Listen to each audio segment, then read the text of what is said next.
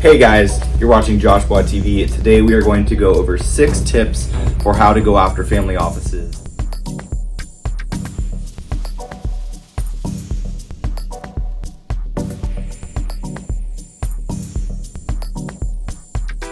First, I'll give you a definition for those of you who aren't as familiar with family offices. So typically when a family has enough money that they set up an office to actually manage their money themselves, think of like the Rockefellers, for example, or Rothschilds, families where they have a lot of wealth and they literally need to have their own business dedicated to managing their money. Maybe they have 20 million or 100 million or $1 billion plus in assets, but they're significantly high net worth to the point where they literally have staff on board and they don't just give their money to a big bank to manage. Tip number 1, relationships. So in order to get kind of close to a family office, you really need to know someone that they're friends with, or a partner, or maybe a lesser member of that family office or a staff. You really just don't want to go cold after family offices. We work with a lot of family offices and we represent them, and it's very relationship driven. Number 2, look at their portfolio and their interests, what types of things they like to invest in. If you can find a way where maybe through vertical integration or horizontal integration, if they're buying companies in different spaces that can kind of supply each other or work together in tandem, that's an important aspect to go after, is to kind of show how you'd fit into their portfolio. If they're in aviation or energy, don't come at them with something for transportation that's totally separate, or for some consumer product. 3, reading. So there's actually a book I'm reading right now, Capital Raising by Richard C. Wilson. Read books about people that are in the space that have successfully raised through family offices, kind of understand the space and how to gently persuade one in that space to look at an offering that you might have. Number 4, your raise amount. Just keep in mind, family offices have enormous amounts of money. Obviously every family office is a little bit different.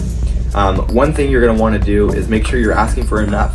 When you have 25 or 50, $100 million plus, to deploy into projects, they don't want to hear about, that you're raising 100 grand or 200 grand, because it's too slow a return for them. They want to play big and win bigger. So they want to put in 5 million knowing that they might make 20 million on the back end or much more. They don't want to put in 200K for them to maybe make $1 million. It's just, they don't have enough time in the day to divvy out 200 grand to 50 deals. They'd rather give 50 deals each, several $1 million and wait for some of them to have a big return. That's 4. 5 is benefits. By investing in you guys, you have to realize that a lot of startups, whether you're a startup or a mid-stage business, you want to be in the right stage. They know it's not always going to work out. They're not always going to get their capital back. So what other benefits do you guys have?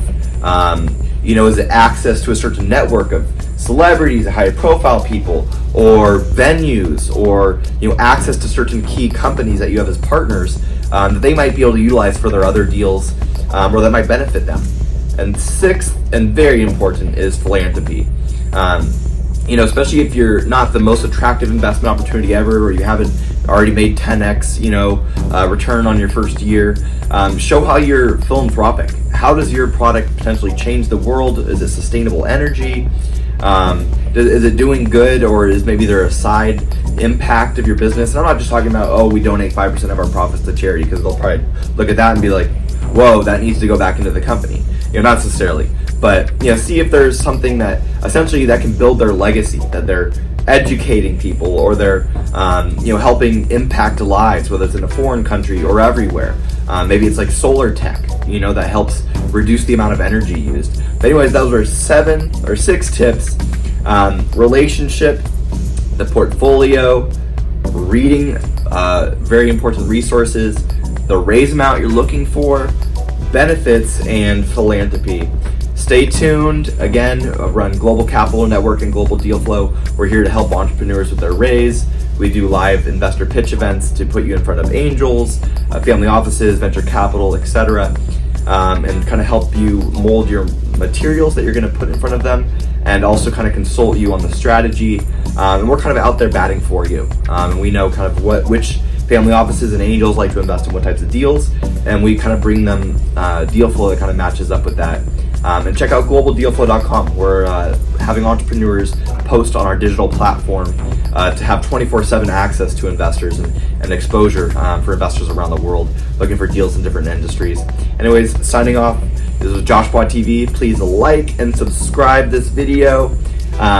Hope to hear from you guys soon. Feel free to ask us any questions. We'd love to help you guys with your raise. Out.